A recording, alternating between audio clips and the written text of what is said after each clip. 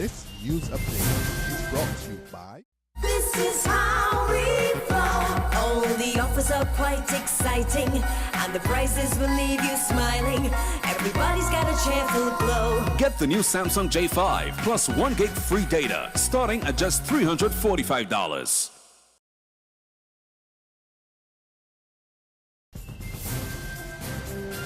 This is the Barbados Today Afternoon Update for Tuesday, December 15. Thanks for joining us. I'm Fernella Wedderburn. We don't know whose turn is next. With those words, Prime Minister Frundle Stewart opened debate on a supplementary resolution aimed at helping CARICOM neighbor Dominica rebuild post-tropical storm Erica. At least 20 people lost their lives. Dozens more are still unaccounted for when the August storm swept across Roseau, flattening infrastructure, leaving behind millions in damages. And Prime Minister Stewart made it clear that developing countries in the Caribbean are susceptible to disasters, and hence the reason for the financial aid. I am asking the House,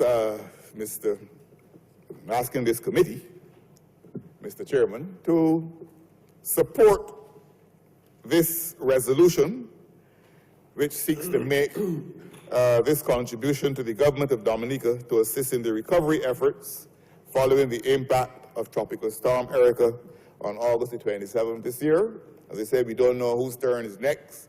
We don't know what perils we are likely to face because we are in that zone, and at one time or another, every CARICOM country has been affected by a climate event, and therefore it is proper that Barbados should do what it is doing now to show some consistency in its philosophy of sustainable development. The opposition, Barbados Labour Party, gave the supplementary its full support.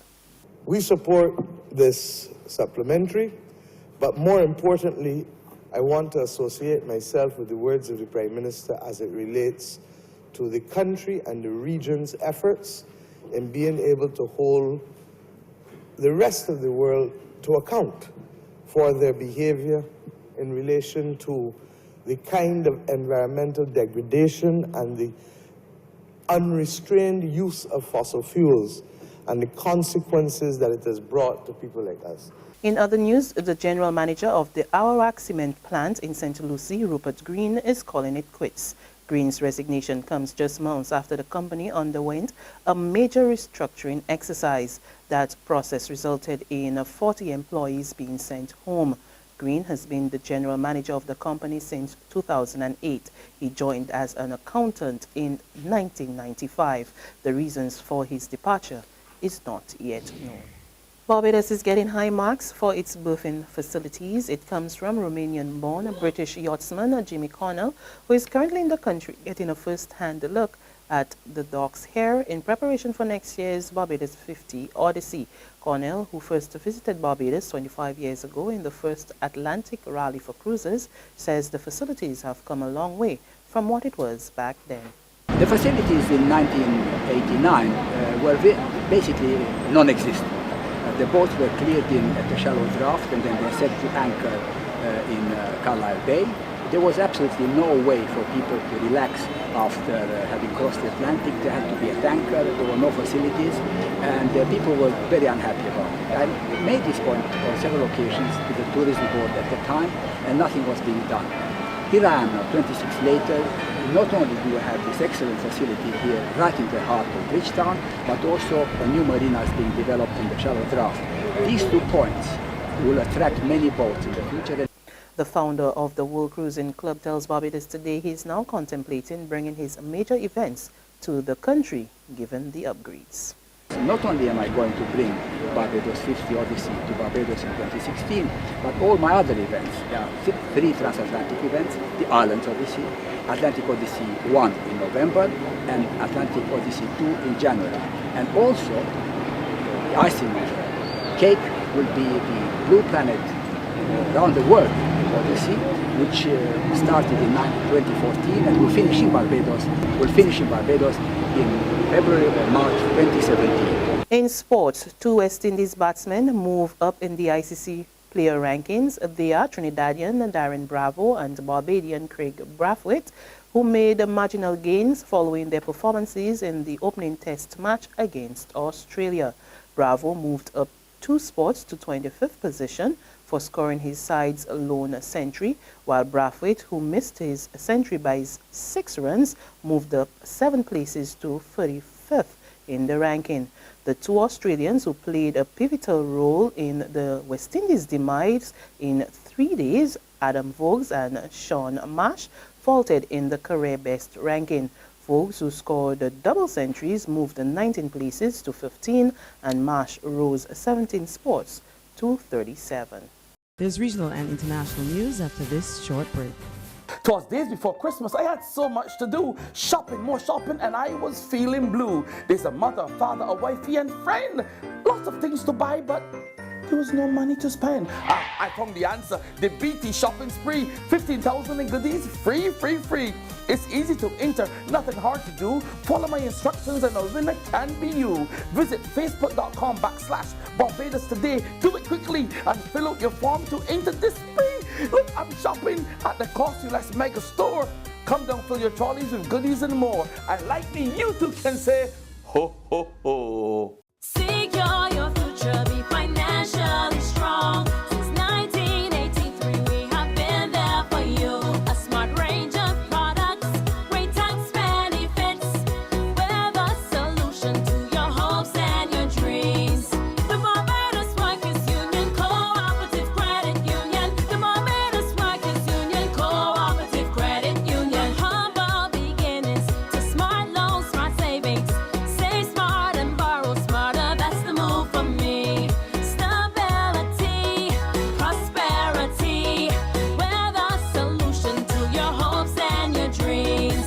The Barbados Workers Union Cooperative Credit Union. The Barbados Workers Union Cooperative Credit Union.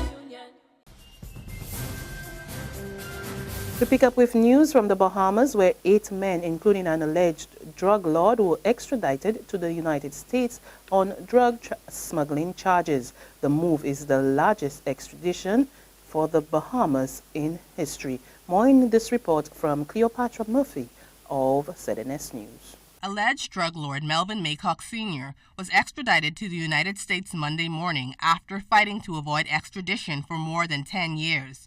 Under heavy guard by police and prison officers, Maycock, along with Brian and Lyndon Deal, Carl Culmer, Sheldon Moore, Gordon Newbold, Wilfred Ferguson, and Tory Lockhart were loaded onto 2 airplanes around 11 a.m., bound for Florida.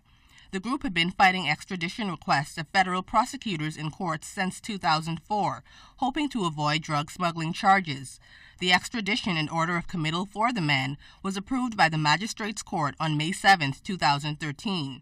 On the international scene, police shut down schools in Los Angeles as they investigate an unspecified electronic threat. A spokesman for the Los Angeles Police Department confirmed that the Los Angeles Unified School District received the threat, but they could not confirm its validity or specify the exact threat, which sent school buses back from their routes to their depots. The school spokesman said they were exercising an abundance of caution in this incident. We ask parents and families, if you have not yet sent your children to school, please do not send them to school. If they have already been dropped off, we will have families meet their children at the reunion gates of all schools. I want to be very clear.